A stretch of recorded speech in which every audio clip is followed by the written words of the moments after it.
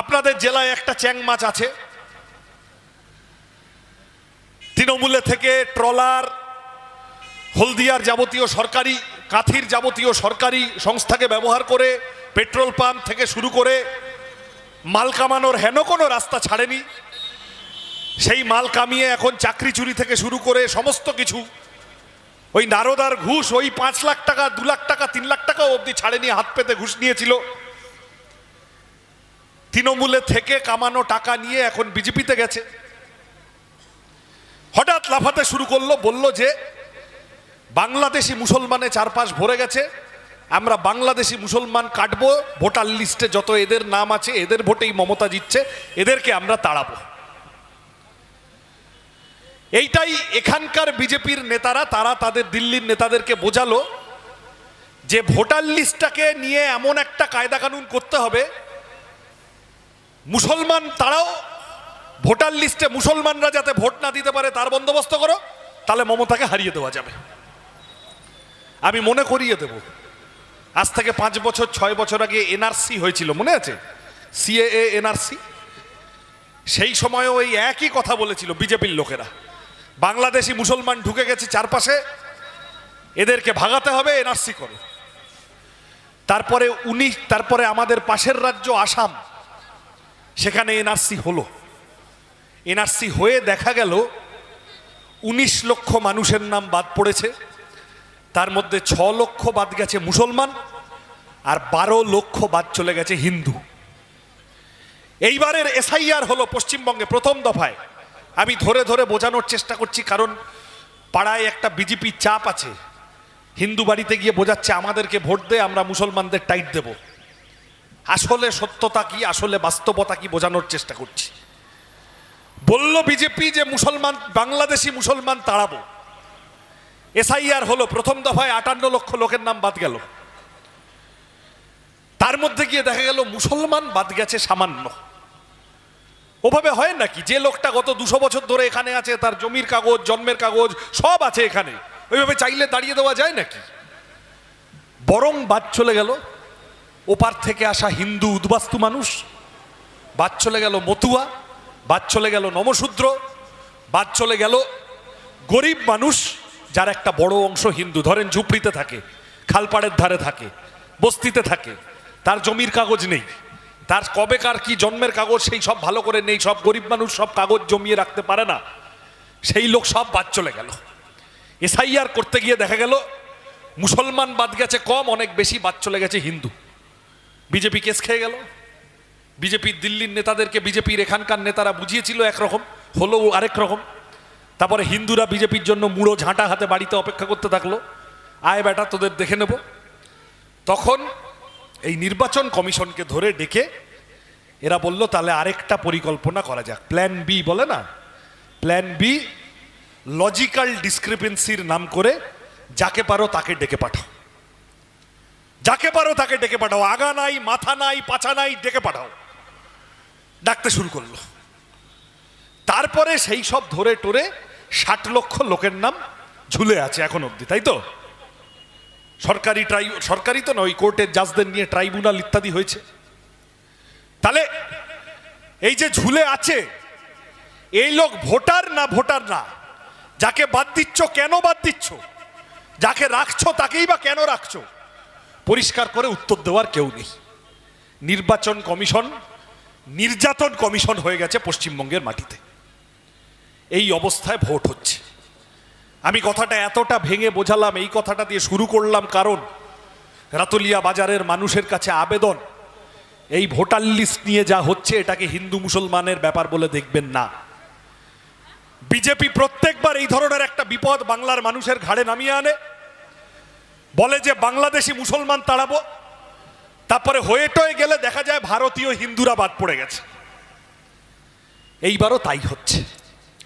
মানুষ, সাধারণ মানুষ, গরিব মানুষ, হিন্দু মুসলমান নির্বিশেষে অনেকটা হিন্দু তাতে আছে, বিপদে পড়ে যাচ্ছে। বিজেপি এলে, বাড়ি এলে প্রশ্ন করুন, তোরা হিন্দুদেরকে বাদ দিচ্ছিস কেন, করছিস এরকম? বিজেপি হিন্দুদের পার্টি না। বিজেপি যদি হিন্দুদের পার্টি হতো, তাহলে এই যে 60 টাকা গ্যাসের দাম বাড়লো যুদ্ধের জন্য, আচ্ছা আমি ধরে নিলাম মুসলমানরা খুব খারাপ, হিন্দু ঘরের জন্য তো 60 টাকা গ্যাসের দাম বেড়েছে নাকি? বেড়েছে তো। এই যে গাঁয়ের সরকারি স্কুল বন্ধ হয়ে যায়, তা হিন্দু ঘরের ছেলেপুলেরও তো লেখাপড়া 12টা বেজে যায়। হিন্দু ঘরের ছেলেপুলেরও তো চাকরি নেই। হিন্দু ঘরেও এরকম তো হচ্ছে না যে একটা হিন্দু ঘরের ছেলে পেট্রোল পাম্পে গিয়ে জয় শ্রীরাম বললো আর 40 টাকায় পেট্রোল ভরে দিল তার বাইকে, হচ্ছে নাকি? তাহলে বিজেপি যতটা মুসলমানের পেটে লাথি মারছে ততটাই হিন্দুদের পেটেও লাথি মারছে। বিজেপি আদানির পার্টি, আম্বানির পার্টি। বিজেপি না হিন্দুর পার্টি না অন্য কারো পার্টি, বিজেপি বড় লোকের পার্টি, জামাটা পড়েছে হিন্দু ধর্মের। বিজেপি ভারতীয়দের পার্টি। ভারতীয়দের পার্টি হলেই যে আমরা যখন মিছিল করতাম, বিশেষত আমাদের লাল পার্টিকে ওরা বলে দেশদ্রোহী, বলে না? বলে পাকিস্তানে চলে যাও, বাংলাদেশে চলে যাও। আচ্ছা বিজেপির লোকেরা একটু জবাব দিত। ভারত সরকারে তো বসে আছে নরেন্দ্র মোদী, 56 ইঞ্চি বিশ্বগুরু, বিরাট ব্যাপার। ভারত সরকার রাশিয়া থেকে তেল কিনবে কি কিনবে না সেটা আমেরিকায় বসে ডোনাল্ড ট্রাম্প ঠিক করে দিচ্ছে কেন? নরেন্দ্র মোদী কেন সব বেচে দিয়েছে ট্রাম্পের পায়ে? আমাদের দেশটাকে বিক্রি করে দিচ্ছে আমেরিকার হাতে।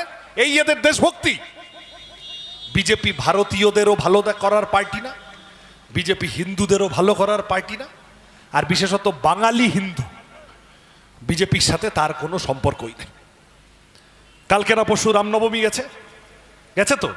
রামনবমীতে অনেক মানুষ আসেন, অনেক মানুষ নিজের মতো করে সেই উৎসব পালন করেন। রামনবমী আমরা উপেন্দ্র কিশোর রায়চৌধুরীর রামায়ণ পড়েছি, আমরা কৃত্তিবাসের রামায়ণ পড়েছি, উত্তর ভারত জুড়ে তুলসীদাসের রামচরিত মানস বিখ্যাত। এখানে লোকেদের জিজ্ঞাসা করলে ছোটবেলা দূরদর্শনে, মানে আমার ছোটবেলা, আপনাদের সবার ছোটবেলা নাও হতে পারে, রামানন্দ সাগরের রামায়ণ মনে আছে? টিভিতে দেখাতো। তা আমাকে বলেন তো একটা বইয়ের একটা পাতা দেখান দেখি যেখানে গিয়ে লেখা আছে রাম বা হনুমান বলছেন আমার নাম করে মসজিদের সামনে গিয়ে ঝামেলা কর। তাহলে এই যে রামের নাম করে, রামকে ব্যবহার করে একটা গুন্ডামি ভাব। আমাদের পাশের জেলা হাওড়ায় গতকালকেও পরশুও রামনবমীর দিন তলোয়ার নিয়ে বন্দুক নিয়ে মিছিল করেছে বিজেপির লোকেরা। এটা বাংলার সংস্কৃতি? আমাদের ধর্মাচরণ, আমাদের ইতিহাস বাইরে থেকে ওরা ঘাড়ের ওপরে চাপিয়ে এনে বসিয়ে দেবে। ওরা যাকে পুজো করতে বলবে, ওরা যে খাবারটা খেতে বলবে, ওরা যে পোশাকটা পরতে বলবে, ওরা যে ভাষাটা বলতে বলবে, সেইটাই বলতে হবে। এই হলো বিজেপির তাল। বিজেপি বাংলার বাঙালি হিন্দুর সংস্কৃতির সাথে। আমাকে বলেন দেখি, বাবা লোকনাথ নিয়ে বিজেপির কোনো মাথা ব্যথা দেখেন? বিজেপির কোনো মাথা ব্যথা দেখেন? চণ্ডী মণ্ডপ নিয়ে, অন্নপূর্ণা পুজো, নীলষষ্ঠী, মা মনসা, মা শীতলা, সরস্বতী পূজা নিয়ে বিজেপির কোনো মাথা ব্যথা দেখেন? কালী পূজা নিয়ে বিজেপির মাথা ব্যথা দেখেন? আমাদের গ্রামে ঘরে যে তুলসীতলা আছে সেই নিয়ে বিজেপির কোনো মাথা ব্যথা দেখেন? কোন ভগবানের পুজো করব আমরা, বিজেপি সেইটাও বাইরে থেকে এনে চাপিয়ে দেবে। এই জন্য বাংলা ভাষায় কথা বলার জন্য আমাদের পূর্ব মেদিনীপুর থেকে অনেক ছেলেপুলে বাইরে কাজ করতে যায়, তাদেরকে এখন মার খেতে হচ্ছে। অন্যান্য রাজ্যে খোঁজ নিয়ে দেখুন, বিজেপির লোকেরা মাছ মাংস খাওয়া বন্ধ করিয়ে দিচ্ছে। বিজেপি বাংলার সংস্কৃতির সাথে বিজেপির কোনো সম্পর্কই নেই। বিজেপি চৈতন্যদেবকে চেনে না, বিজেপি লালন ফকিরকে চেনে না, বিজেপি রামমোহন রায়কে ব্রিটিশের দালাল বলে, বিজেপি রবীন্দ্রনাথের গান গাইলে দেশদ্রোহিতার মামলা করে, বিজেপি সুভাষচন্দ্র বোসকে, আরএসএস, বিজেপির পুরনো লোকেরা, হিন্দু মহাসভা স্বাধীনতার সময় নেতাজি সুভাষচন্দ্র বোসকে দেশদ্রোহী বলেছিল। এই পূর্ব মেদিনীপুর তাম্রলিপ্ত জাতীয় সরকার, সতীশ পাকড়াশি থেকে সুশীল ধারা অবধি সব আমাদের বামপন্থী আন্দোলনের ইতিহাস সবাই নয়, পরে কংগ্রেস করেছেন এরকম নেতারাও আছেন। আমি যদি জিজ্ঞাসা করি স্বাধীনতা সংগ্রামে দেশের আরএসএস এর কটা লোক ছিল? একমাত্র লোক সাভারকার জেলে গেছিল, ব্রিটিশের পা চেটে ক্ষমা চেয়ে বেরিয়ে চলে এসেছিল, আর একটা লোক আরএসএস এর ছিল না স্বাধীনতা সংগ্রামে। এই দেশ স্বাধীন করেছে এই লাল ঝান্ডার লোকেরা, এই দেশ স্বাধীন করেছে কংগ্রেসের লোকেরা, এই দেশ স্বাধীন করেছে অন্য পার্টির লোকেরা। আরএসএস কোথাও ছিল না। তাদের থেকে আজকে দেশভক্তি শিখতে হবে, এই দেশে কে থাকবে না থাকবে শিখতে হবে। এরা আমাদের উপর শেখাবে, ঘাড়ে চড়ে বসবে। বিজেপি ভারতীয়দেরও পার্টি না, আমাদের স্বাধীনতা সংগ্রামে কোনো সম্পর্ক ছিল না। বিজেপি হিন্দুদেরও পার্টি না, আর বাংলার হিন্দুর সংস্কৃতির সাথে এই দেখে না, আমার কথা যদি না মেলে, এই এত এত রামনবমীর পতাকা চারপাশে ঘুরছে, খুব লাফাচ্ছে। একটা রামনবমীর পতাকায় বাংলা ভাষায় জয় শ্রীরাম আর লেখা আছে, দেখাতে পারবেন?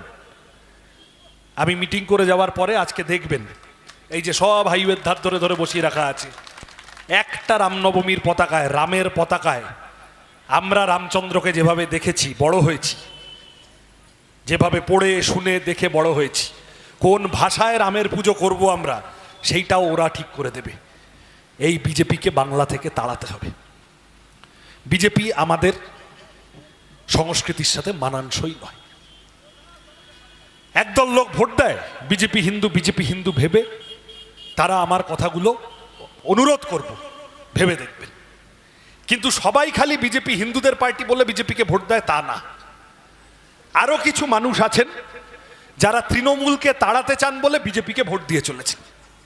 গত 4-5টা ভোটে তৃণমূলকে এইবারে বিজেপি তাড়াবে, এইবারে। আর প্রত্যেকবার ভোট আসে, বিজেপির নেতারা এসে বলে এই আর একটা চান্স দাও, আমরা এইবার হারিয়ে দেবো তৃণমূলকে। সেই দিনের পর দিন চলে যায়। সেই সানি দেওলের সিনেমা ছিল না, তারিখ পে তারিখ, তারিখ পে তারিখ, তারিখ পে তারিখ, তৃণমূল আর হারছে না। 2016 সালে আমার আগে বক্তা একজন বলছিলেন, বামপন্থীরা 11 সালে বামফ্রন্টের সরকারটা চলে গেল। আমার কথাটা ভেবে দেখবেন, যারা সিপিএম করেন না, সমর্থন করেন না, কিন্তু তৃণমূলকে হারাতে চাইছেন, তাদেরকে আবেদন করছি একবার ভেবে দেখবেন। 2016 সালে, মাফ করবেন 11 সালে বামফ্রন্টের সরকারটা চলে গেল। তারপরে প্রথমবার বড় ভোট 2016, সিপিএম এর লোকেরা কোমর বেঁধে নামলো, বামফ্রন্টের লোকেরা সাথে কংগ্রেস ইত্যাদি ইত্যাদি সব হলো, তৃণমূলকে হারিয়ে দেব। এই আপনাদের পাশের কেন্দ্র পাঁশকুড়া পূর্বে কম বয়সী ছেলে বামফ্রন্টের যুব নেতা ইব্রাহিম আলীকে মানুষ জেতালেন, জিতিয়ে পাঠালেন বিধানসভায়। এরকম 70-80টা সিট বামপন্থীরা কংগ্রেসের লোকেরা মিলে জুলে জিতলো, কাছাকাছি গেল, কিন্তু তৃণমূলকে হারাতে পারলো না। কেন হারাতে পারলো না? দেখেন, আজকালকার দিনে না বক্তৃতা দিতে গেলে স্টেজে দাঁড়িয়ে ঢপ মারা কঠিন আছে। এই সব মিডিয়ার ক্যামেরা দেখছেন, আমি একটা মিথ্যা কথা বলবো, সঙ্গে সঙ্গে বলে দেখিয়ে দেবে সৃজনদা আপনি ঠিক বলছেন না।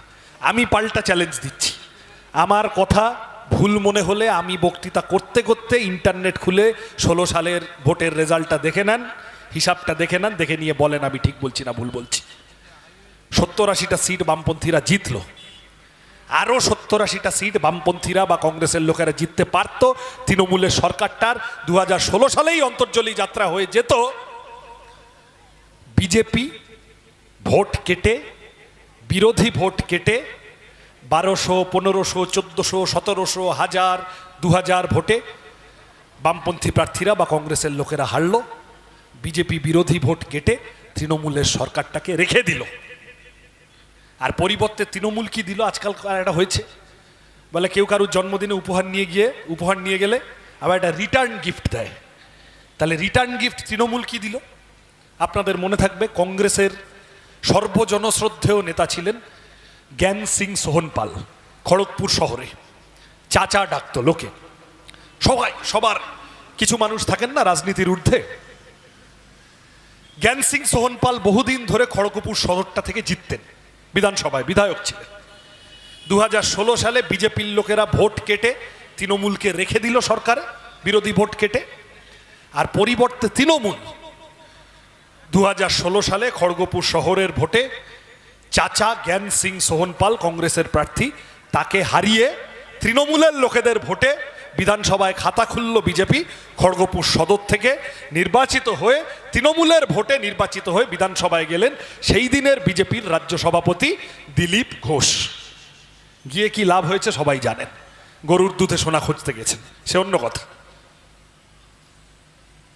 আমি এটা ভেঙে বললাম এই কারণে, কারণ বিজেপির লোকেরা পাড়ায় পাড়ায় গিয়ে বলবে যে নিরঞ্জন সিংকে ভোট দিস না, ভোট কাটবে। আমি কি এই কথা যদি কেউ বলে, আমার সিপিএম কর্মীদের কাছে আবেদন, পাড়ার মানুষের কাছেও আবেদন, পাল্টা বলবেন যে আচ্ছা সবই তো বুঝলাম, গতবার লোকসভা ভোট এই যে 2 বছর আগে হলো, মুর্শিদাবাদে সিপিএম এর 1 নম্বর নেতা দাঁড়িয়েছিল মোহাম্মদ সেলিম, তৃণমূলকে হারিয়ে দিত, তোরা বিজেপির লোকেরা মাঝখানে ভোট কেটে তৃণমূলকে জিতিয়ে দিলি, মোহাম্মদ সেলিম হেরে গেল। তার